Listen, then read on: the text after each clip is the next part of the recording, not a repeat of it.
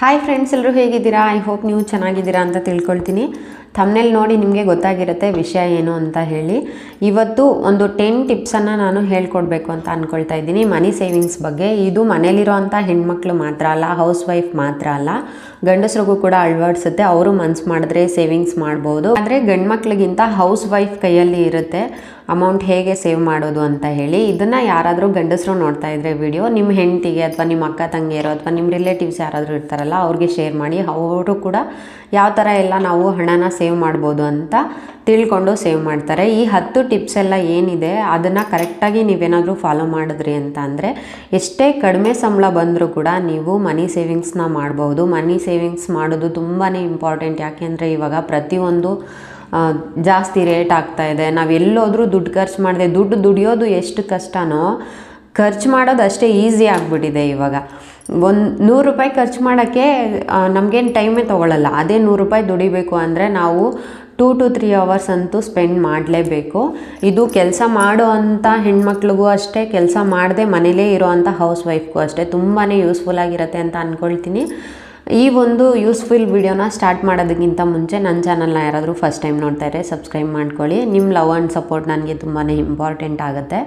ಮತ್ತು ವಿಡಿಯೋ ನೋಡಿದ ತಕ್ಷಣ ಎಲ್ಲರೂ ಏನೇನೋ ಕಮೆಂಟ್ ಮಾಡಿಬಿಡಬೇಡಿ. ಸ್ವಲ್ಪ ಯೋಚನೆ ಮಾಡಿ ನೋಡಿ, ಇದು ಕರೆಕ್ಟಾಗಿ ಆಗುತ್ತಾ, ನಿಜವಾಗ್ಲೂ ನಾವು ಅಳವಡಿಸ್ಕೊಳ್ಬಹುದಾ ಇದನ್ನು ಅಂತ.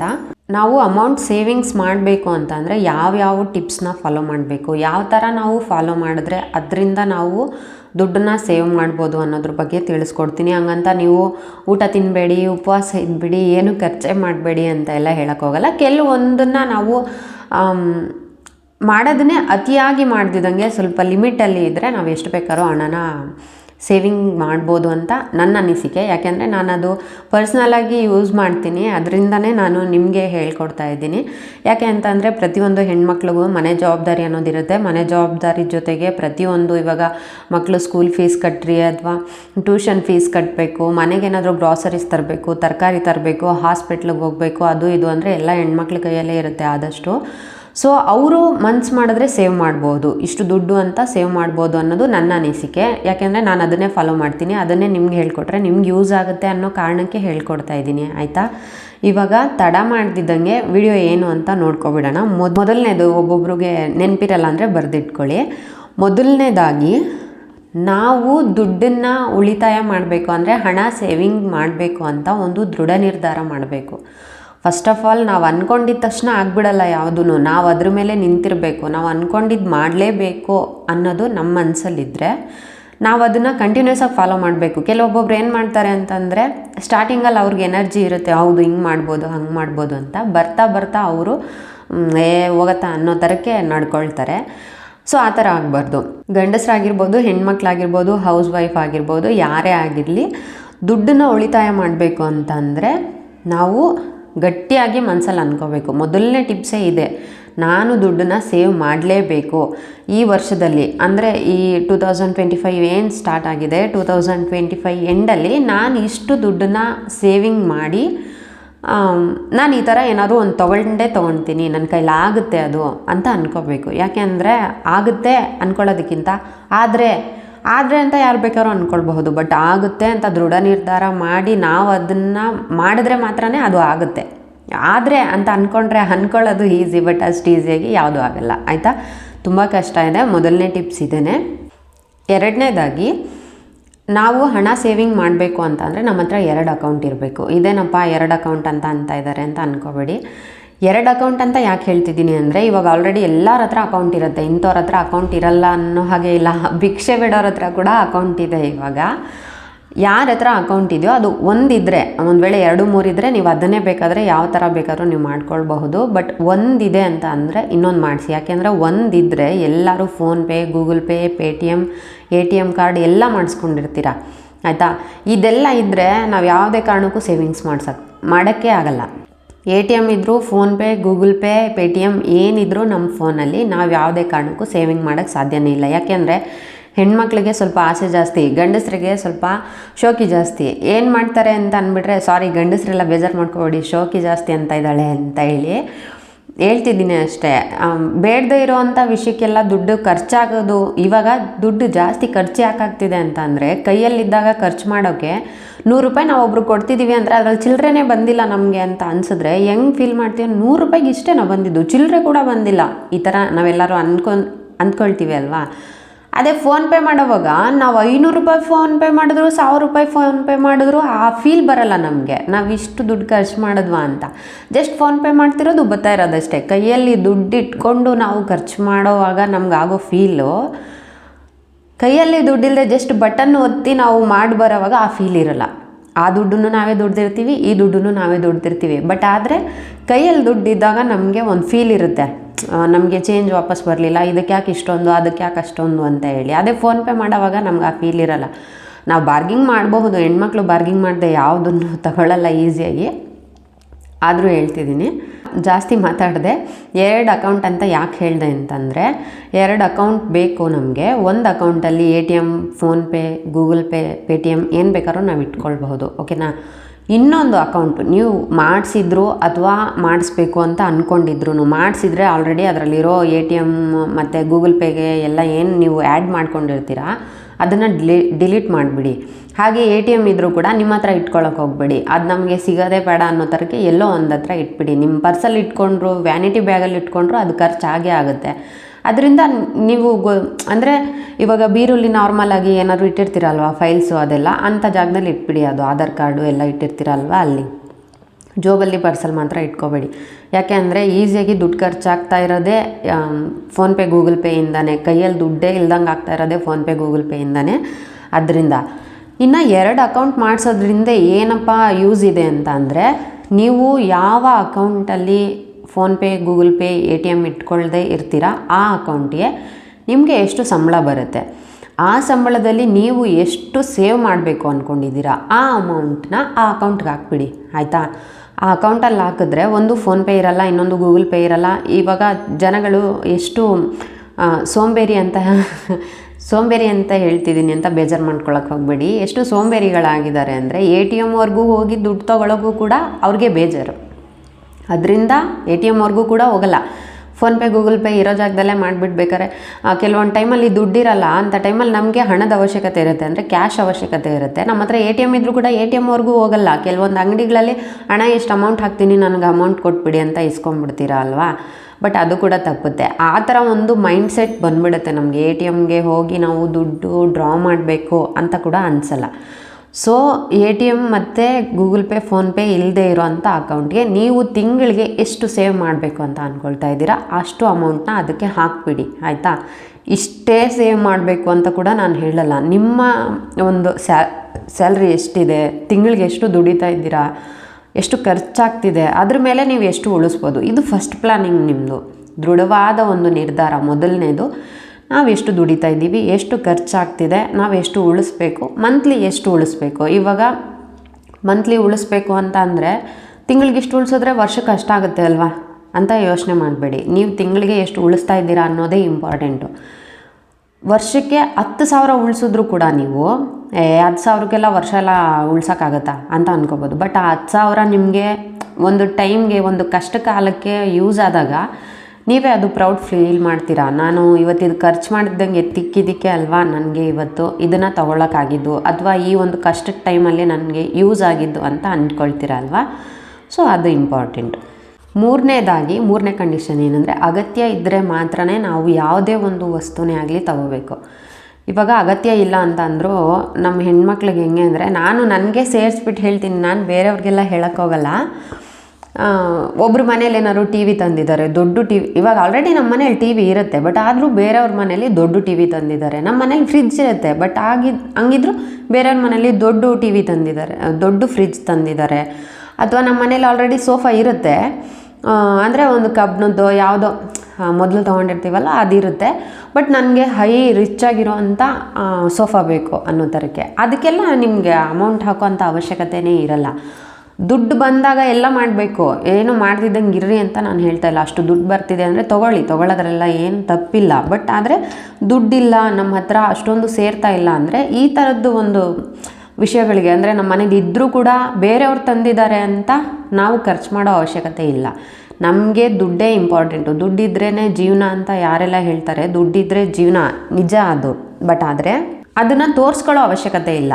ತೋರಿಸ್ಕೊಂಡಷ್ಟು ನಮಗೆ ಕಷ್ಟನೇ, ಆಯಿತಾ. ಅದರಿಂದ ಅವಶ್ಯಕತೆ ಇದ್ದರೆ ಮಾತ್ರ ಯಾವುದೇ ಒಂದು ವಸ್ತುನ ತೊಗೊಳ್ಳಿ, ಇಲ್ಲ ಅಂದರೆ ಅದರ ಅವಶ್ಯಕತೆ ಇರಲ್ಲ, ತೊಗೋಬೇಡಿ ಅಷ್ಟೇ. ನಿಮ್ಮ ಹತ್ರ ದುಡ್ಡು ಚೆನ್ನಾಗಿದೆ, ಅಥವಾ ನಿಮ್ಮ ಹತ್ರ ಆಲ್ರೆಡಿ ಇಲ್ಲ, ಇವಾಗ ಒಂದು ಟಿ ವಿ ಇಲ್ಲ, ಟಿ ವಿ ಇಲ್ಲದೆ ಇರೋವಂಥ ಮನೆ ಯಾವುದೂ ಇರಲ್ಲ, ಎಲ್ಲ ಮನೆಯಲ್ಲೂ ಟಿ ವಿ ಇರುತ್ತೆ. ಒಂದು ಫ್ರಿಡ್ಜ್ ಇಲ್ಲ, ಫ್ರಿಡ್ಜು, ವಾಷಿಂಗ್ ಮಿಷಿನ್ ಇದು ನಾರ್ಮಲಾಗಿ ಸುಮಾರು ಜನದ ಮನೇಲಿ ಇರಲ್ಲ ಅಂತ ಅಂದ್ಕೊಳ್ಳಿ. ಇವಾಗ ನಾರ್ಮಲಾಗಿ ಎಲ್ಲರ ಮನೇಲೂ ಫ್ರಿಡ್ಜ್ ಬಂದುಬಿಟ್ಟಿದೆ, ಬಟ್ ಆದರೂ ಹೇಳ್ತಿದ್ದೀನಿ ಅಷ್ಟೇ. ನಮ್ಮ ಮನೇಲಿ ಫ್ರಿಡ್ಜ್ ಇಲ್ಲ, ಬೇರೆಯವ್ರ ಮನೇಲಿ ಫ್ರಿಡ್ಜ್ ಇದೆ. ನನಗೆ ಫ್ರಿಡ್ಜ್ ಬೇಕೇ ಬೇಕು ಅನ್ನೋ ಕಾರಣಕ್ಕೆ ದುಡ್ಡಿಲ್ದಾಗ ಸಾಲ ಮಾಡಿ ಲೋನ್ ಮಾಡಿಸಿ ಎಲ್ಲ ಫ್ರಿಡ್ಜ್ ತೊಗೊಳಕ್ಕೆ ಹೋಗಬೇಡಿ. ಅದೇ ನೀವು ದುಡ್ಡನ್ನು ಸೇವಿಂಗ್ಸ್ ಮಾಡಿರಿ, ಅದೇ ಸೇವಿಂಗ್ ದುಡ್ಡಲ್ಲಿ ನೀವು ಅದನ್ನು ತೊಗೊಳ್ಳಿ. ನಿಮಗೆ ಏನು ತೊಗೋಬೇಕು ಅಂತ ಅನಿಸುತ್ತೆ ಅದನ್ನು ತೊಗೊಳ್ಳಿ. ಆವಾಗ ಅದರಲ್ಲಿ ಆಗುವಂಥ ಖುಷಿನೇ ಬೇರೆ. ಈ ಚಿಕ್ಕ ಮಕ್ಕಳಾಗಿ ಇದ್ದಾಗೆಲ್ಲ ನಾವು ಹುಂಡಿಗೆ ದುಡ್ಡು ಹಾಕ್ತಿದ್ವಿ. ಅದು ಯಾವಾಗಾರು ಒಂದು ಸರ್ತಿ ಹೊಡೆದಾಗ ನಮಗೆಲ್ಲ ₹1 ₹2 ಕೊಡೋದೇ ಹೆಚ್ಚು. ಜಾಸ್ತಿ ಅಂದರೂ ಹಬ್ಬ ಹರಿದಿನ ಯಾರಾದರೂ ನೆಂಟರು ಬಂದರೆ ₹5 ಕೊಡೋರು. ಆ ₹5ನ ನಾವೇನಾದರೂ ಹುಂಡಿ ₹1 ₹2 ಹಾಕಿಟ್ಟಿದ್ದಾಗ ಯಾವಾಗಾದರೂ ಆ ಹುಂಡಿ ಹೊಡೆದಾಗ ₹100 ಆಗಿದ್ರೆ ಎಷ್ಟು ಖುಷಿ ಆಗೋದು ಅಂದರೆ, ಅದೇನೋ ₹1,00,00,000 ನೋಡ್ದಂಗೆ ನಾವು ಫೀಲ್ ಮಾಡ್ತಿದ್ವಿ. ಅದೇ ಫೀಲ್ ನಮ್ಗೆ ಹೆಂಗೆ ಬರುತ್ತೆ ಅಂದರೆ, ನಾವು ಕಷ್ಟಪಟ್ಟು ಸೇರಿಸಿಡೋದು, ಸೇವಿಂಗ್ಸ್ ಮಾಡೋದು ಅಂದರೆ ಅಷ್ಟು ಸುಲಭವಾದ ಕೆಲಸ ಅಂತೂ ಅಲ್ಲವೇ ಅಲ್ಲ. ಕಷ್ಟಪಡಬೇಕು. ಅದಕ್ಕೂ ನಾನು ಸೇವಿಂಗ್ಸ್ ಮಾಡಲೇಬೇಕು ಅನ್ನೋ ಕಷ್ಟಪಡಬೇಕು. ಆ ಕಷ್ಟಪಟ್ಟರೆ ಮಾತ್ರ ನೀವೇನೇ ಒಂದು ತೊಗೋಬೇಕು ಅಂತ ಅಂದ್ಕೊಂಡ್ರು ಅದನ್ನು ತೊಗೊಳಕ್ಕಾಗತ್ತೆ. ಈ ಟಿಪ್ ಕೂಡ ನಿಮಗೆ ಇಷ್ಟ ಆಗಿರುತ್ತೆ ಅಂತ ಅಂದ್ಕೊಳ್ತೀನಿ. ಇನ್ನು 4ನೇದು ಬಂದು, ಮನೇಲಿ ಒಬ್ಬರೇ ದುಡಿತಾ ಇದ್ದಾರೆ ಅಂತ ಅಂದರೆ ಸ್ವಲ್ಪ ಕಷ್ಟ ಆಗ್ಬೋದು ಸೇವಿಂಗ್ ಮಾಡೋದು.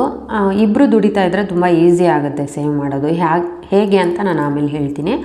ಮೊದಲು ಒಬ್ಬರೇ ದುಡಿತಾ ಇದ್ದಾರೆ ಅಂದರೆ ಅಟ್ಲೀಸ್ಟ್ ಒಂದು 10,000 to 50,000 ಅಂತೂ ಇದ್ದೇ ಇರುತ್ತೆ ಅಲ್ವಾ ಅವ್ರಿಗೆ. ಅಂಥವ್ರು ₹1,000 ಸೇವ್ ಮಾಡಬಹುದು. ಇನ್ನು 20,000 ಬರ್ತಿದೆ ಅಂದರೆ ಏನೇ ನೀವು ಮಿನಿಮಮ್ ಆಗಿ ಸೇವ್ ಮಾಡಬೇಕು, ಸ್ವಲ್ಪನೇ ಸೇವ್ ಮಾಡಬೇಕು ಅಂತ ಅಂದ್ಕೊಂಡ್ರು ಕೂಡ ಹೆವಿ ಖರ್ಚಿದೆ ಅಂದರೆ ಮನ್ಸು ಮಾಡಿದ್ರೆ 2,000 ಸೇವ್ ಮಾಡಲೇಬಹುದು, ಇಲ್ಲ ಅಂತ ಮಾತ್ರ ಹೇಳಲ್ಲ. ಒಬ್ಬರೇ ಏನಾದರೂ ದುಡಿತಾ ಇದ್ದರೆ ₹1,000 ಸೇವ್ ಮಾಡಿ ಅಂತಲೇ ಹೇಳ್ತೀನಿ, ಜಾಸ್ತಿ ಏನೂ ಹೇಳೋಕ್ಕಾಗಲ್ಲ. ಇಬ್ಬರು ಏನಾದರೂ ದುಡಿತಾ ಇದ್ದರೆ, ಮನೇಲಿ ಇಬ್ಬರು ದುಡಿತಾ ಇದ್ದಾರೆ ಅಂತ ಅಂದ್ಕೊಳ್ಳಿ, ಅದು ಗಂಡಂದೇ ಸ್ಯಾಲ್ರಿ ಜಾಸ್ತಿ ಇರ್ಬೋದು ಅಥವಾ ಹೆಂಡ್ತಿದೇ ಸ್ಯಾಲ್ರಿ ಜಾಸ್ತಿ ಇರ್ಬೋದು ಅಂತ ಅಂದ್ಕೊಳ್ಳಿ. ನಿಮಗೆ ಏನೇನೋ ಪ್ರಾಬ್ಲಮ್ಸ್ ಇದೆ, EMI, ಇನ್ನೊಂದು ಮತ್ತೊಂದು ಲೋನು, ಅದು ಇದು, ಸಂಘದ್ದು, ಧರ್ಮಸ್ಥಳದ ಸಂಘದ್ದು ಅಂತ ಏನು ಬೇಕಾದ್ರೂ ಇರಬಹುದು. ಏನಿದ್ರೂ ಕೂಡ ಯಾರ್ದು ಜಾಸ್ತಿ ಸಂಬಳ ಬರ್ತಾ ಇರುತ್ತಲ್ವಾ, ಅವರು ಸೇವಿಂಗ್ ಮಾಡಲೇಬೇಕು ಅಂತ ನಾನು ಹೇಳಲ್ಲ. ಯಾಕೆ ಗೊತ್ತಾ, ಜಾಸ್ತಿ ಸಂಬಳ ಯಾರ್ದು ಬರ್ತಾ ಇರುತ್ತೆ ಅವ್ರದ್ದು ಎಲ್ಲದಕ್ಕೂ ಖರ್ಚಾಗೋಗ್ಬಿಡಲಿ. ಅದು ಗಂಡಂದೇ ಆಗಿರಬಹುದು, ಹೆಂಡ್ತಿದೇ ಆಗಿರಬಹುದು. ಗಂಡ ಜಾಸ್ತಿ ದುಡಿದ್ರೆ ಗಂಡಂದು, ಹೆಂಡ್ತಿ ಜಾಸ್ತಿ ದುಡಿದ್ರೆ ಹೆಂಡ್ತಿದು, ಆಯಿತಾ. ಇವಾಗ ಹೆಣ್ಮಕ್ಳು ಒಳ್ಳೊಳ್ಳೆ ಕೆಲಸದಲ್ಲಿ ಇರ್ತಾರಲ್ವ, ಸೊ ಅದರಿಂದ ಹೇಳ್ತಿದ್ದೀನಿ ಅಷ್ಟೇ. ನಾನು ಗಂಡಸರು ಜಾಸ್ತಿ ದುಡಿಯಲ್ಲ ಅಂತ ಹೇಳ್ತಾ ಇಲ್ಲ. ಇವಾಗ ಹೆಣ್ಮಕ್ಳು ಕೂಡ ಚೆನ್ನಾಗಿ ದುಡಿತಾರೆ, ಕೆಲಸಕ್ಕೆ ಹೋಗೋ ಅಂಥವ್ರು ಇರ್ತಾರಲ್ಲ, ಅದರಿಂದ ಹೇಳ್ತಾ ಇದ್ದೀನಿ. ಯಾರ್ದು ಜಾಸ್ತಿ ದುಡಿಮೆ ಇರುತ್ತೋ ಅವ್ರ ದುಡ್ಡು ಪೂರ್ತಿ ಖರ್ಚಾಗೋದ್ರೂ ಪರವಾಗಿಲ್ಲ, ಫುಲ್ ಬಿಂದಾಸಾಗಿ ಖರ್ಚು ಮಾಡಿಬಿಡಿ. ನೀವು ಏನೇನು ಬೇಕೋ ನಿಮ್ಗೆ ಇನ್ನೊಂದಕ್ಕೂ ಮತ್ತೊಂದಕ್ಕೆ ಎಲ್ಲದಕ್ಕೂ ಖರ್ಚು ಮಾಡಿ. ಯಾರ್ದು ಕಡಿಮೆ ಸಂಬಳ ಇರುತ್ತೋ ಅವ್ರದ್ದು ಪೂರ್ತಿ ಸಂಬಳ ನೀವು ಸೇವ್ ಮಾಡಬಹುದು. ಮನ್ಸು ಮಾಡಿದ್ರೆ ಮಾಡಬಹುದು, ಬಟ್ ಆಗಲ್ಲ ಅಷ್ಟೆಲ್ಲ ನಮಗೆ ಅಂತ ಅಂದರೆ ನಮಗೆಲ್ಲ ಕಮಿಟ್ಮೆಂಟ್ ಜಾಸ್ತಿ ಇದೆ, ಇನ್ನೊಂದು ಮತ್ತೊಂದು ಅಂತ ಅನಿಸಿದ್ರೆ ಅಟ್ಲೀಸ್ಟ್ ಒಂದು 10,000 ಆದರೂ ಸೇವ್ ಮಾಡ್ಬೋದು. ಇಬ್ಬರಿಂದ ಸಂಬಳ ಬರ್ತಿದೆ ಅಂದರೆ, ಇವಾಗ ಜಾಸ್ತಿ ಸಂಬಳ ಕಡಿಮೆ ಸಂಬಳ ಅಂದರೆ ಗಂಡಸರಿಗೆ ಅಂದರೆ ಓಲಾ, ಊಬರು, ಟ್ಯಾಕ್ಸಿ, ಇನ್ನೊಂದು ಮತ್ತೊಂದು ಮಾಡಿದ್ರು 15,000 to 20,000 ಈಗಿನ ಒಂದು ಜನ್ರೇಷನಲ್ಲಿ ದುಡಿತಾ ಇದ್ದಾರೆ. ಅಂದರೆ ನಾನು ಕಡಿಮೆನೇ ಹೇಳ್ತಿದ್ದೀನಿ, ಅದಕ್ಕಿಂತ ಜಾಸ್ತಿ ಕೂಡ ದುಡಿಬಹುದು. ಒಂದು 30-35 ಕೂಡ ದುಡಿತಾ ಇರ್ತಾರೆ, ಬಟ್ ನಾನು ಒಂದು 20,000 ಹೇಳ್ತಿದ್ದೀನಿ ಅಷ್ಟೇ. 20,000 ದುಡಿತಾ ಇದ್ದಾರೆ. ಹೆಂಗಸರು ಒಂದು 30-40,000 ದುಡಿತಾ ಇದ್ದಾರೆ ಅಂದರೆ 30-40,000 ತಿಂಗಳಿಗೆ ಏನು ರೀ ಖರ್ಚಿರುತ್ತೆ. ಹಂಗಿದ್ರೂ ಕೂಡ ತಿಂಗಳಿಗೆ 40,000 ಖರ್ಚು ಮಾಡಿಬಿಟ್ರು ಗಂಡಂದು ಪೂರ್ತಿ 20,000 ಉಳಿಸ್ಬೋದು ಅಂತ ಹೇಳ್ತಿದ್ದೀನಿ. ಬಟ್ ಆಗಲ್ಲ, ಏನಾದ್ರು ಲೋನ್ ಇದೆ, EMI ಇದೆ ಅಂತ ಅಂದ್ಕೊಳ್ತಾ ಇದ್ದಾರೆ ನೀವು, 10,000 ಅಂತೂ ಸೇವ್ ಮಾಡಬಹುದು. 10,000 ಸೇವ್ ಮಾಡೋದಕ್ಕೆ ಯಾವುದೇ ಥರ ಏನೂ ತೊಂದರೆ ಇರಲ್ಲ. ಹೇಗೆ ಸೇವ್ ಮಾಡಬೇಕು ಅಂತ ಆಮೇಲೆ ಹೇಳ್ತೀನಿ. ಸೇವ್ ಮಾಡಿರಿ ಅಂತ ಇದ್ದೀರಾ, ಬಟ್ ಹೆಂಗೆ ಸೇವ್ ಮಾಡೋದು ಅಂತ ನೀವು ಅಂದ್ಕೊಳ್ತಾ ಇರ್ಬೋದು. ಲಿಸ್ಟ್ ಆಮೇಲೆ ಹೇಳ್ತೀನಿ, ಆಯಿತಾ. ಆದಷ್ಟು ಊಟ ಹೊರಗಡೆ ಮಾಡಬೇಡಿ. ನೀವೇನು ಮಾಡ್ತೀರಾ ಅಂತಂದರೆ, ಬೆಳಿಗ್ಗೆ ಎದ್ದು ಕೆಲ್ಸಕ್ಕೆ ಹೋಗೋ ಲೇಟು, ಟೈಮ್ ಆಗಿಬಿಡುತ್ತೆ, ಹಂಗೆ ಹಿಂಗೆ ಅಂತ ಅಂದ್ಕೊಂಡು ಹೊರಗಡೆ ಊಟ ಮಾಡ್ತಾ ಇರ್ತೀರ. ಹೊರಗಡೆ ಊಟ ಮಾಡೋದ್ರಿಂದ ತುಂಬಾ ಖರ್ಚಿದೆ. ಬಟ್ ಹೊರಗಡೆ ಊಟ ಯಾಕೆ ಬೇಡ ಅಂತ ಅಂದೆ ಅಂದರೆ, ಒಂದು ಅರ್ಧ ಗಂಟೆ ಬೇಗ ಎದ್ದೇಳಿ. ಬೇಗ ಎದ್ಬಿಟ್ಟು ಅನ್ನನೋ, ರಸನೋ, ಚಿತ್ರಾನ್ನನೋ, ಪುಳಿಯೋಗರೆನೋ ಏನೋ ಒಂದು ಮಾಡ್ಕೊಂಡು, ಟೊಮೆಟೊ ಬಾತು ಯಾವುದನ್ನು ಬೇಕಾದ್ರೂ ನೀವು ಮಾಡ್ಕೊಬೋದು ಈಸಿಯಾಗಿ. ಆದಷ್ಟು ಬೇಗ ಮನೇಲಿ ಮಾಡಿಕೊಂಡು ಮನೇಲಿ ಊಟ ಮಾಡ್ಕೊಂಡು ಬಾಕ್ಸ್ ತೊಗೊಂಡೋಗಿ. ಇವಾಗ ಹೊರಗಡೆ ತಿಂದರೆ ಏನಾಗುತ್ತೆ ಅಂತಂದರೆ, ಅಟ್ಲೀಸ್ಟ್ ಬೆಳಿಗ್ಗೆ ತಿಂಡಿ ಒಂದು 50 ರೂಪಾಯಿ ಇರುತ್ತಾ? ನನಗೆ ಗೊತ್ತಿದ್ದಂಗೆ 100 ರೂಪಾಯಿ ಇರ್ಬೋದು ಅಂತ ಅನಿಸುತ್ತೆ. ಒಂದು 50 ರೂಪಾಯಿ ಅಂದಾಜಂತ ಇಟ್ಕೊಳ್ಳೋಣ. ಬೆಳಿಗ್ಗೆ ತಿಂಡಿ, ಮಧ್ಯಾಹ್ನದ ಊಟ ಎರಡೂ ಸೇರಿ 100 ರೂಪಾಯಿ ಆಗುತ್ತೆ.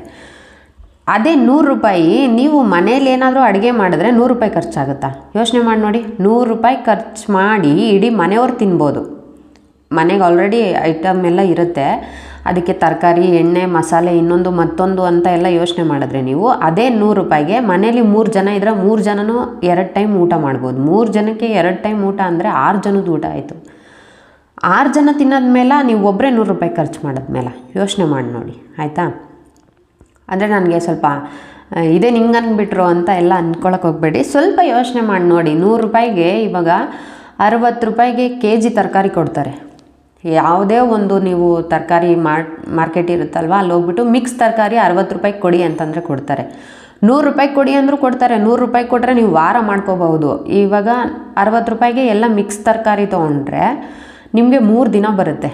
ಇನ್ನು ತರಕಾರಿ ಬಿಟ್ಟು ಬೇಳೆ, ಕಾಳು, ಅದು ಇದು ಇರುತ್ತಲ್ವ, ಸಾಂಬಾರು ಪುಡಿ, ಎಣ್ಣೆ, ಸಾಸಿವೆ, ಜೀರಿಗೆ ಅಂತಲ್ಲಿ ಇದಕ್ಕೆಲ್ಲ ಎಲ್ಲಿ 60 ರೂಪಾಯಿ ಅದಕ್ಕೆ ಖರ್ಚು ಮಾಡಿದ್ರೆ 40 ರೂಪಾಯಿ ಇದಕ್ಕೆ ಖರ್ಚಾಗುತ್ತೆ ಅಂತ ಅಂದ್ಕೊಳ್ಳಿ. ಅಲ್ಲಿಗೆ ಒಂದು ಸರ್ತಿ ನೀವು 100 ರೂಪಾಯಿ ಖರ್ಚು ಮಾಡಿ ಅಡುಗೆ ಮಾಡಿದ್ರೆ ಇಬ್ಬರೇ ಇದ್ದರೆ 3 ಟೈಮ್ ಊಟ ಮಾಡ್ಬೋದು. 3 ಜನ 4 ಜನ ಇದ್ದರೆ 2 ಟೈಮ್ ಊಟ ಮಾಡ್ಬೋದು, ಆಯಿತಾ? ನೀವು ಒಬ್ಬರು ಖರ್ಚು ಮಾಡೋ 100 ರೂಪಾಯಿ 3 ಜನ 4 ಜನ ಊಟ ಮಾಡ್ಬೋದು. ಮಾಮೂಲಿ ಅಕ್ಕಿ ಬೇಳೆ ಏನಿರುತ್ತೆ ಅದಕ್ಕೆ ಯೋಚನೆ ಮಾಡಿ ನೋಡಿ. ಈ ಥರ ನಾವು ಮಾಡಿದ್ರೆ ಮಾತ್ರ ಸೇವಿಂಗ್ ಮಾಡೋಕ್ಕಾಗುತ್ತೆ. ತರಕಾರಿ ಬೇಕು ಅಂದರೆ ಹೆಂಗೆ ಮಾಡ್ತೀರಾ ಅಂತಂದರೆ, ಅಂಗಡಿಗಳ್ಗೆ ಹೋಗ್ಬಿಟ್ಟು KGಗಟ್ಟಲೆ, 1/4 KG ಗಟ್ಟಲೆ ಎಲ್ಲ ನೀವು ತರಕಾರಿ ತೊಗೋಬಾರ್ದು. ತರಕಾರಿ ರೇಟ್ ಜಾಸ್ತಿ ಇದ್ದಾಗ ಯಾರೂ ಕೊಡಲ್ಲ, ನಾನು ಒಪ್ಕೊಳ್ತೀನಿ. ಅಟ್ಲೀಸ್ಟ್ 100 ರೂಪಾಯಿಗಾದರೂ ಕೊಡ್ತಾರೆ. 100 ರೂಪಾಯಿಗಿಂತ ಕಡಿಮೆ ಕೊಡಲ್ಲ ಅಂತ ಅಂದ್ಕೊಳ್ಳಿ.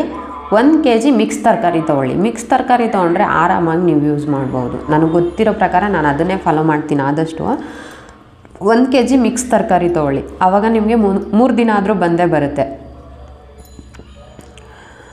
ಅದರಿಂದ ಕೂಡ ನೀವು ಸೇವ್ ಮಾಡ್ಬೋದು. ಇನ್ನು ಹೊರಗಡೆ ಊಟ ಮಾಡಿದ್ರೆ ಅದಕ್ಕೆ ಗ್ಯಾಸ್ಟ್ರಿಕ್ ಜಾಸ್ತಿ ಆಗಿ ಆಸ್ಪತ್ರೆಗೆ ಹೋಗಿ ಆ ಗ್ಯಾಸ್ಟ್ರಿಕ್ಕಿಂದ ಎಲ್ಲ ಆಸ್ಪತ್ರೆಗಳಿಗೆ ದುಡ್ಡುಗಳು ಖರ್ಚು ಮಾಡಿಕೊಂಡು ಅಲ್ಸರು, ಇನ್ನೊಂದು ಮತ್ತೊಂದು, ಆ್ಯಸಿಡಿಟಿ ಯಾಕೆ ಬೇಕಿಲ್ಲಿ? 100 ರೂಪಾಯಿಂದ ಎಷ್ಟೆಲ್ಲ ಉಳಿಸ್ಬೋದು ಯೋಚನೆ ಮಾಡಿ ನೋಡಿ, ಆಯಿತಾ? ಇದು ನಿಮಗೆ ಯೂಸ್ ಆಗಿರುತ್ತೆ ಅಂತ ಅಂದ್ಕೊಳ್ತೀನಿ. ಟಿಪ್ಸ್ ಏನಪ್ಪ ಅಂದರೆ, ಹೆಲ್ತ್ ಇನ್ಶೂರೆನ್ಸ್ ಮಾಡಿಸ್ಕೊಳ್ಳಿ. ಯಾಕೆ ಹೆಲ್ತ್ ಇನ್ಶೂರೆನ್ಸ್ ಹೇಳ್ತಾ ಇದ್ದಾರೆ ಅಂತ ಅಂದರೆ, ಸುಮಾರು ಕಡೆ ಹೆಲ್ತ್ ಇನ್ಶೂರೆನ್ಸ್ ಮಾಡ್ತಿದ್ದಾರೆ ಇವಾಗೆಲ್ಲ. ಅದಕ್ಕೆಲ್ಲ ಏನು ಹೆವಿ ದುಡ್ಡು ಖರ್ಚಾಗಲ್ಲ ನಮಗೆ, ಆಯಿತಾ?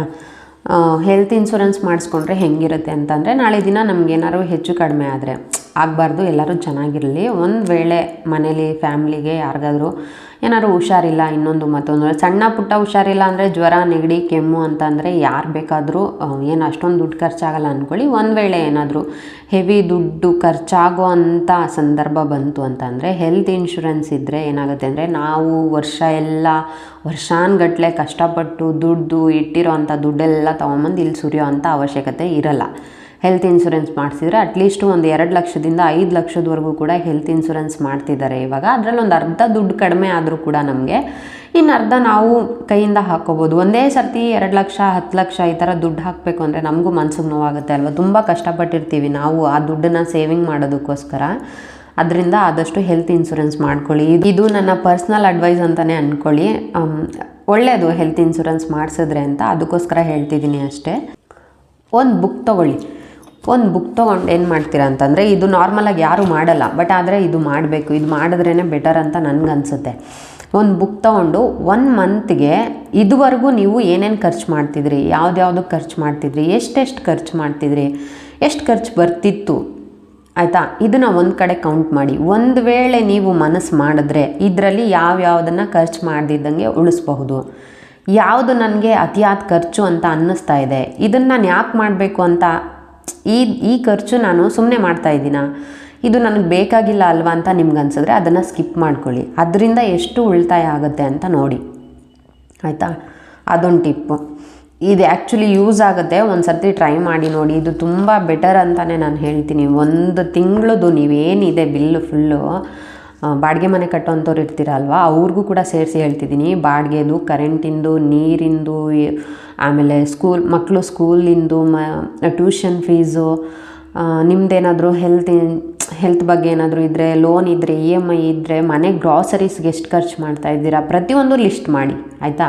ಅವಶ್ಯಕತೆ ಇದನ್ನು ಮಾಡಲೇಬೇಕು ಅಂತ ಇರೋದನ್ನ ಒಂದು ಕಡೆ ಪಟ್ಟಿ ಮಾಡ್ಕೊಳ್ಳಿ. ಇದನ್ನು ಒಂದು ತಿಂಗಳಿಗೆ ನಾವು ಇದನ್ನು ಮಾಡಲೇಬೇಕು, ಇದನ್ನು ಮಾಡಿಲ್ಲ ಅಂದರೆ ಆಗಲ್ಲ ಅನ್ನೋದನ್ನು ಒಂದು ಕಡೆ ಬರೆದಿಟ್ಕೊಳ್ಳಿ ಆಯಿತಾ. ಅದ್ರ ಕೆಳಗಡೆ ನೀವು ಆಲ್ರೆಡಿ ಇದನ್ನು ಮಾಡಲೇಬೇಕು ಅಂತ ಬರೆದಿರ್ತೀರಲ್ವ, ಇನ್ನು ಮಾಡದೇ ಇರೋವಂಥದ್ದು ಯಾವುದಿರುತ್ತೆ ಎಕ್ಸ್ಟ್ರಾ ಖರ್ಚು, ನೀವು ತಿಂಗಳು ಇವಾಗ ಮಾಡದೇ ಇರೋವಂಥದ್ದು ಯಾವುದಿದೆ ಅದನ್ನು ನೀವು ಮಾಡ್ಬೋದಾ ಮಾಡಬಾರ್ದಾ, ಮಾಡಿದ್ರೂ ಒಂದು ವೇಳೆ ಇದನ್ನು ನಾನು ಎಷ್ಟು ಖರ್ಚು ಮಾಡ್ಬೋದು, ಅದರಲ್ಲಿ ನಾನು ಎಷ್ಟು ಉಳಿಸ್ಬಹುದು ಅನ್ನೋದನ್ನು ಯೋಚನೆ ಮಾಡಿ ನೋಡಿ. ಅಲ್ಲಿ ನಿಮಗೆ ಒಂದು ಪಾಯಿಂಟ್ ಬಂದುಬಿಡುತ್ತೆ. ನಿಮಗೆ ಎಷ್ಟು ದುಡ್ಡು ಸೇವಿಂಗ್ ಮಾಡಬೇಕು ಅನ್ನೋದು ನಿಮಗೆ ಲಿಸ್ಟು ಸಿಗೋದೇ ಅಲ್ಲಿ. ಆ್ಯಕ್ಚುಲಿ ಹೇಳಬೇಕು ಅಂದರೆ ಒಂದು 10,000 ಸಂಬಳ ಬಂದರೂ, 15,000 ಸಂಬಳ ಬಂದರೂ, 20,000 ಸಂಬಳ ಬಂದರೂ ತಿಂಗಳಿಗೆ ನಾನು ಎಷ್ಟು ಉಳಿಸ್ಬಹುದು ಅನ್ನೋ ಒಂದು ಐಡಿಯಾ ಬರೋದೇ ಈ ಒಂದು ಟಿಪ್ಪಿಂದನೇ. ಈ ಟಿಪ್ಪಿಂದ ನಿಮಗೆ ಕರೆಕ್ಟಾಗಿ ಒಂದು ಐಡಿಯಾ ಬಂದುಬಿಡುತ್ತೆ ಎಷ್ಟು ನಾನು ಖರ್ಚು ಮಾಡಬೇಕು ಅಂತ ಆಯಿತಾ. ಇವಾಗ ಆಲ್ರೆಡಿ ನಿಮಗೆ ಒಂದು ಐಡಿಯಾ ಬಂದಿರುತ್ತೆ ಅಲ್ವಾ, ನಾನು ಎಷ್ಟು ಖರ್ಚು ಮಾಡ್ತಿದ್ದೆ ಇದುವರೆಗೂ, ಇವಾಗ ಎಷ್ಟು ಖರ್ಚು ಮಾಡಬಹುದು, ಇಷ್ಟು ಸಾಕು, ಇಷ್ಟರಲ್ಲಿ ನಾನು ಸೇವಿಂಗ್ ಮಾಡಬೇಕು ಅಂತ ಒಂದಿರುತ್ತೆ ಅಲ್ವಾ. ಅದರಲ್ಲಿ ನೀವು ಹೆಂಗೆ ಸೇವಿಂಗ್ ಮಾಡ್ಬೋದು ಅಂತ ಹೇಳ್ತಿದ್ದೀನಿ. ಮೊದಲನೇದೇ ನಾನು ಹೇಳಿದೆ ಅಲ್ವಾ, 2 ಅಕೌಂಟ್ ಮಾಡಿಸ್ಕೊಳ್ಳಿ. ಒಂದು ಅಕೌಂಟಲ್ಲಿ Paytm, PhonePe, Google pay, ATM ಎಲ್ಲ ಇರಲಿ ಆಯಿತಾ. ಇನ್ನೊಂದು ಅಕೌಂಟಲ್ಲಿ Paytm ಯೂಸ್ ಮಾಡಬೇಡಿ, ಫೋನ್ಪೇ, ಗೂಗಲ್ ಪೇ ಅಥವಾ ಅದಕ್ಕೆ ATM ಕೂಡ ಮಾಡಿಸ್ಕೋಬೇಡಿ. ನೀವು ಬ್ಯಾಂಕ್ವರೆಗೂ ಹೋಗಬೇಕು, ಆ ಥರದ್ದೊಂದು ಅಕೌಂಟ್ ಇರಬೇಕು. ಯಾಕೆಂದರೆ ಬ್ಯಾಂಕ್ವರೆಗೂ ಎಲ್ಲ ಕೆಲಸ ಬಿಟ್ಟು ಯಾರೂ ಹೋಗೋಕ್ಕೆ ಸಾಧ್ಯ ಇಲ್ಲ. ಅವಶ್ಯಕತೆ ಇದ್ದರೆ ಮಾತ್ರನೇ ಬ್ಯಾಂಕ್ವರೆಗೂ ಹೋಗ್ತಾರೆ ಆಯಿತಾ. ಅದರಿಂದ ಒಂದು ಪಾಸ್ಬುಕ್ನ ATM, Google Pay, PhonePe use ಮಾಡ್ತಿದ್ದಂಗೆ ಒಂದು ಪಾಸ್ಬುಕ್ ಇಟ್ಕೊಂಡು, ಮೊದಲನೇದಾಗಿ ನೀವೇನು ಸೇವ್ ಮಾಡಬೇಕು ಅಂತ ಅಂದ್ಕೊಳ್ತಾ ಇದ್ದೀರಾ ಅದು ತಿಂಗಳು ಆ ಅಕೌಂಟ್ಗೆ ಹಾಕ್ಬಿಡಿ. ಎರಡನೇದು ಬಂದು ಯಾವುದಾದ್ರು ಒಡವೆ ಅಂಗಡಿಗಳಲ್ಲಿ ಒಡವೆ ಚೀಟಿ ಹಾಕ್ತಾರೆ. ನಾರ್ಮಲಾಗಿ ಗೋಲ್ಡ್ಗೆ ಅಂತಲೇ ಚೀಟಿ ಹಾಕ್ತಾರೆ. ನೀವು ಗೋಲ್ಡ್ಗೆ ಅಂತ ಹಾಕಬೇಡಿ, ತಿಂಗಳಿಗೆ ಇಷ್ಟು ಕಟ್ಟಬೇಕು ಅನ್ನೋ ಥರಕ್ಕೆ ಹಾಕಿ. ತುಂಬ ನಂಬಿಕೆ ಇರೋ ಅಂಥವ್ರ ಹತ್ರ, ತುಂಬ ನಂಬಿಕಸ್ತರ ಹತ್ರ ಮಾತ್ರ ಹಾಕಿ. ಚಿಕ್ಕ ಅಂಗಡಿಗಳಿಟ್ಕೊಂಡು ಯಾವಾಗಂದ್ರೆ ಆವಾಗಲೇ ಖಾಲಿ ಮಾಡಿ ಹೋಗೋ ಅಂಥವ್ರ ಹತ್ರ ಹಾಕೋಕ್ಕೆ ಹೋಗಬೇಡಿ ಆಯಿತಾ. ಇವಾಗ ಒಡವೆ ಚೀಟಿದು ಯಾಕೆ ಹೇಳ್ತಿದ್ದೀನಿ ಅಂತ ಅಂದರೆ, ನಮ್ಮ ಹತ್ರ ದುಡ್ಡಿದ್ರು ಒಂದೇ, ಒಡವೆ ಇದ್ರೂ ಕಷ್ಟ ಕಾಲಕ್ಕೆ ನಮಗೆ ಬರುತ್ತೆ ಆಯಿತಾ. ಯಾವಾಗ ಬೇಕಾದ್ರೂ ನಾವು ಅದನ್ನು ಅಡ ಇಡ್ಬೋದು. ಒಂದು ಒಡವೆ ತೊಗೊಂಡ್ರೆ ಸಿಂಪಲಾಗಿ ಹೇಳ್ತಿದ್ದೀನಿ, ದಿನಕ್ಕೆ 100 ರೂಪಾಯಿ ಅಂದರೆ ತಿಂಗಳಿಗೆ 3,000 ಆಗುತ್ತೆ. ಆ 3,000ನ ನೀವು ಎತ್ತಿಟ್ರೆ ವರ್ಷಕ್ಕೆ ಎಷ್ಟಾಗುತ್ತೆ? 36,000 ಆಗುತ್ತೆ. 36,000ಕ್ಕೆ ಎಷ್ಟು ಗ್ರಾಮ್ ಗೋಲ್ಡ್ ಬರುತ್ತೆ ಯೋಚನೆ ಮಾಡಿ ನೋಡಿ ನೀವು. ಅಷ್ಟು ಗೋಲ್ಡ್ ಇದ್ದರೆ ಕಷ್ಟ ಅಂದಾಗ ನೀವು ಅದನ್ನು ಅಡ ಇಡ್ಬೋದಲ್ವಾ.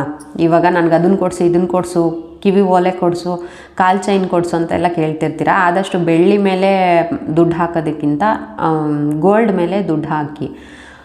ಒಂದು ಒಡವೆ ಇದ್ದರೆ ಹೆಣ್ಮಕ್ಳಿಗೂ ಬೆಲೆ ಜಾಸ್ತಿ ಹೋಗಿರೋ ಕಡೆ, ಹಾಗೆ ಅವರೇ ಮನ್ಸು ಮಾಡಿ ಸೇವಿಂಗ್ ಮಾಡಿ ತೊಗೊಂಡಿರೋ ಅಂಥ ದುಡ್ಡಲ್ಲಿ ಒಂದು ಒಡವೆ ಬಂತು ಅಂತಂದರೆ ತುಂಬಾ ಖುಷಿಯಾಗಿ ಫೀಲ್ ಮಾಡ್ತಾರೆ. ಹಾಗೆ ಕಷ್ಟಕ್ಕೂ ಕೂಡ ಆಗುತ್ತೆ. ಅದರಿಂದನೇ ಒಡವೆ ಚೀಟಿ ಬಗ್ಗೆ ಹೇಳ್ತಾ ಇದ್ದೀನಿ. ಇಷ್ಟ ಇದ್ದವರು ಇದನ್ನು ಟ್ರೈ ಮಾಡಿ, ಇಲ್ಲ ಅಂತಂದರೆ ಪರವಾಗಿಲ್ಲ. ಮೂರನೇದು ಹೆಂಗೆ ಸೇವ್ ಮಾಡ್ಬೋದು ಅಂತಂದರೆ, ತಿಂಗಳಿಗೆ 5,000 ರೂಪಾಯಿ ನೀವು ಸೇವ್ ಮಾಡ್ತಾ ಇದ್ದೀರಾ ಅಂತ ಅಂದ್ಕೊಳ್ಳಿ. ಒಂದು ವೇಳೆ 3,000 ಇರುತ್ತೆ ಅಂತ ಅಂದ್ಕೊಳ್ತೀನಿ.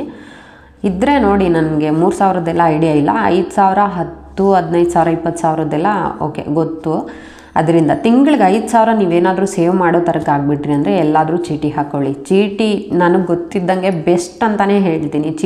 ಚೀಟಿ ಹಾಕ್ಬಿಟ್ಟು ನೀವೇನಾದ್ರು ದುಡ್ಡು ಉಳ್ಸೋಕ್ಕೆ ಸ್ಟಾರ್ಟ್ ಮಾಡಿಕೊಂಡ್ರೆ ಬೇಜಾನ್ ದುಡ್ಡು ಉಳಿಸ್ಬಿಡ್ತೀರಾ. ಇದು ನನ್ನ ಪರ್ಸ್ನಲ್ ಎಕ್ಸ್ಪೀರಿಯೆನ್ಸ್. ತಿಂಗಳಿಗೆ 5,000 ರೂಪಾಯಿ ಕೂಡ ನೀವು ಚೀಟಿ ಹಾಕಿದ್ರೆ ಒಂದೊಳ್ಳೆ ದುಡ್ಡನ್ನು ಸೇವ್ ಮಾಡ್ಬೋದು. ವರ್ಷಕ್ಕೆ ಒಂದು 12 ತಿಂಗಳು 15 ತಿಂಗಳಿಗೆ ಅಂತ ಹಾಕಿರ್ತಾರೆ. 1.5 ಲಕ್ಷದವರೆಗೂ ಕೂಡ ನಾವು ಸೇವ್ ಮಾಡ್ಬೋದು.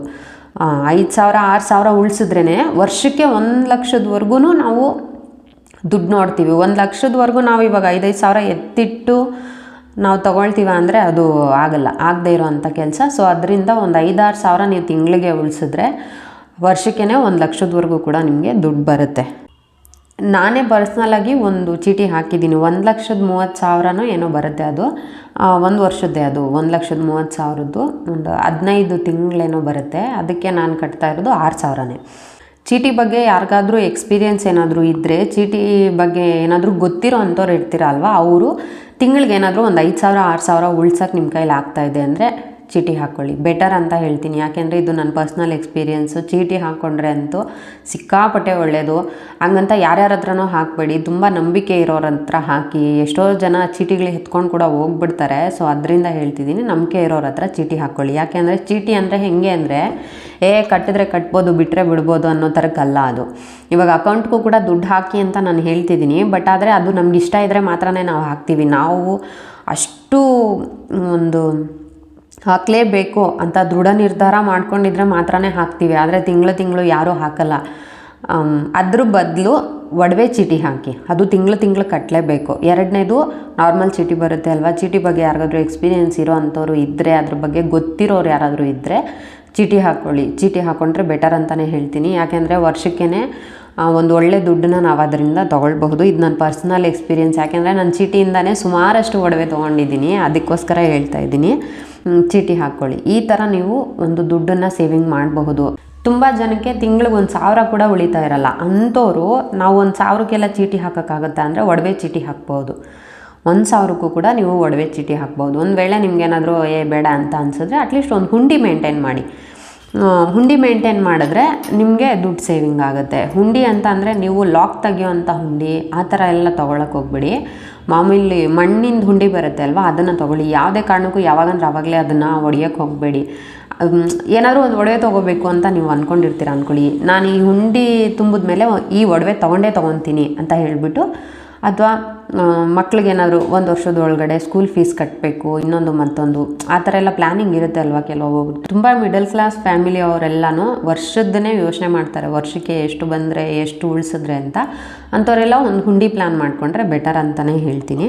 ಲಾಸ್ಟ್ ಟಿಪ್ಸ್ ಏನಪ್ಪ ಅಂತಂದರೆ, last but not the least ಅನ್ನೋ ಹಾಗೆ ತುಂಬಾ ಇಂಪಾರ್ಟೆಂಟ್ ಇದು. ಹೆಣ್ಮಕ್ಳು ಮನ್ಸು ಮಾಡಿದ್ರೆ ಯಾವುದರಲ್ಲಿ ದುಡ್ಡು ಉಳಿಸ್ಬೋದು ಅಂದರೆ, ಫಸ್ಟ್ ಆಫ್ ಆಲ್ ನನ್ನ ಎಕ್ಸ್ಪೀರಿಯೆನ್ಸ್ ಪ್ರಕಾರ ನಾನು ಏನು ಹೇಳ್ತೀನಿ ಅಂದರೆ ಗ್ರಾಸರೀಸಲ್ಲಿ ದುಡ್ಡು ಉಳಿಸ್ಬಹುದು.